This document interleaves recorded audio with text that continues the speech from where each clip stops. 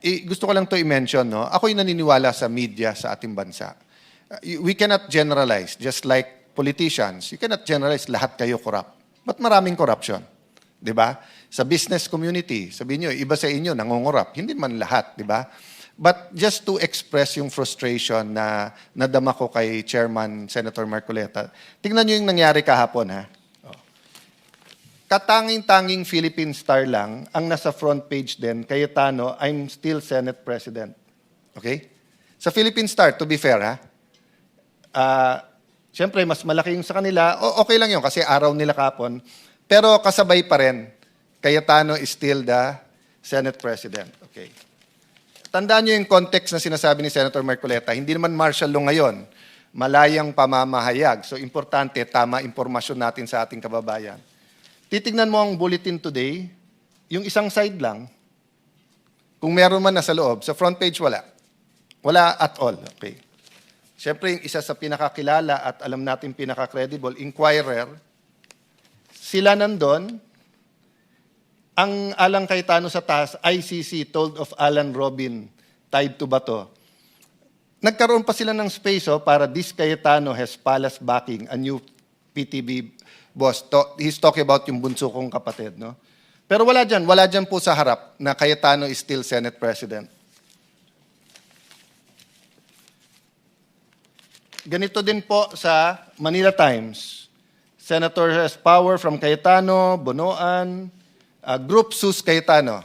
So, news din naman po yan dahil I'm Senate President. Pero wala po dyan na Cayetano is still Senate President. Tribune, ganun din po. Complaints mount against Cayetano, Senate coup, pero nothing about Cayetano is still Senate President. No? Manila Standard, obstruction of justice filed versus Alan Robin Aplasca.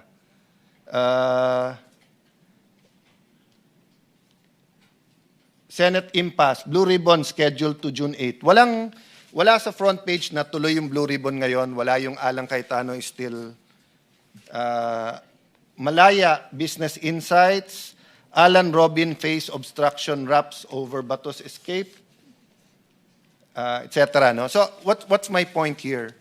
If you were a Filipino abroad or sa mga online ka tumitingin, akala nyo legal at walang issue yung nangyari kahapon. Yun yung ibig sabihin. But again, sa mga reporters natin sa Senate, alam ko yung buhay ng reporter, they have to submit 6 to maybe 8 stories a day. Yung editor at yung naglalatag, di ba? So yun lang ang tanong ko sa mga naglalatag ng dyaryo na to. Bakit sa dami nating dyaryo, Philippine Star lang ang nag-report na meron dispute? Meron nagsasabing si Cayetano pa rin ang Senate President at may nagsasabing may acting Senate President. No? On that point, I'd like to thank Senator Robin Padilla because if not for him having the correct strategy of pulling Senator Pia aside or pushing Secretary Remulla pagpasok, hindi kayo nakapasok ngayon dito. No? And I'd like to thank every single member ng staff ng Senado who are here today. Katulad ng ating lounge, hinanda pa nila yung pagkain, yung nag-ayos ng mga mesa. But hingi lang ako, Chairman, na magdasal at mag-reflect ang mga taga-Senado. If this was the declaration of martial law, 50 years ago, etc. No? There were many issues then. It was a different time. Pero you reflect later on, tama o hindi na padlock. I'll not judge that. No? I'll not judge that kasi we're here today. But here today, who is the legitimate Senate President? Because hindi to away ng dalawang barkada. Ang lahat ng empleyado natin dito will have to decide on Monday. Do we follow the Philippine Constitution or the Constitution of the 11+1? Do we follow the Senate rules or do we follow the rules of the 11+1? Sabi sa akin ng isa kong kaibigan kaninang umaga, Chairman, sometimes you have to bend the Constitution to please Malacanang. I don't believe in that. Di ba? You can please Malacanang 1,000 ways, but don't bend the Philippine Constitution and our rules. And then, of course, as I said, iba-iba kami ng religion dito. Lahat tayo may pinaniniwalaan word of God. Babalik tayo sa truth, no? So, Mr. Chairman, I hope hindi tayo pigilan next week. And I have to apologize to you. Because kung walang issue dito, you would have been offered protection at least kung saan kayo pupunta dito. Diba? Having said that, Mr. President, ang news ngayon, Mr. Chairman, is that the President will call a special session. That's good. Because we announced it, alam na namin na minority na kami in terms of the number. Kasi nga, kinulong na nila si Senator Jinggoy, hindi pinayagan ang online voting sa senador, pero pinauwi lahat ng empleyado ngayon, mag-work from home na lang daw sila.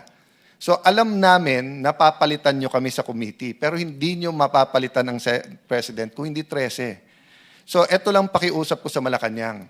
Kumuha kayo ng isa pang senador para sa special session, bumaba na ako bilang Senate President para wala na tayong problema pare-pareho, pero para masunod yung konstitusyon. Kung pwede lang, Senator Amy, na bumaba ako today, Chairman, Senator Robin, gusto ko nang bumaba today as Senate President.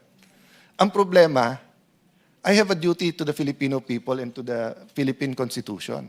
Ang nakalagay, until your successor is elected. Hindi pa tayo nag-elect ng successor. So, OSAA, Secretariat, lahat ng empleyado, I'm sorry to put this on you. Not at the penalty of dismissal or cases. Hindi po ako ganun magtrabaho. Konsensya nyo. Alam nyo ang batas. Sino ang susundin nyo? Yung peke na acting Senate President o yung sinasabi ng ating konstitusyon na Senate President? So Malacanang, yun lang advice ko sa inyo. Hintayin nyo na maka-13, tawagin nyo yung special session. Pwede siguro tayo magpahiram ng isa para maka-13 na sila. Kasi I hate the fact that we're in a situation that we cannot follow the law. So, Attorney Baligod, 18 nating magigiting na sundalo. Salamat sa panahon ito. No? Yeah. So, at the request of Senator Amy, can you show the pictures just so that you can identify it para on the record ito, no? Para pag gumawa ng report ng Blue Ribbon Committee. But from our hearts, ang dami nagte-text sa amin. Hindi kami humuhusga, ang publiko ang humuhusga, pero nagpapasalamat na dumating kayo ngayong araw na to.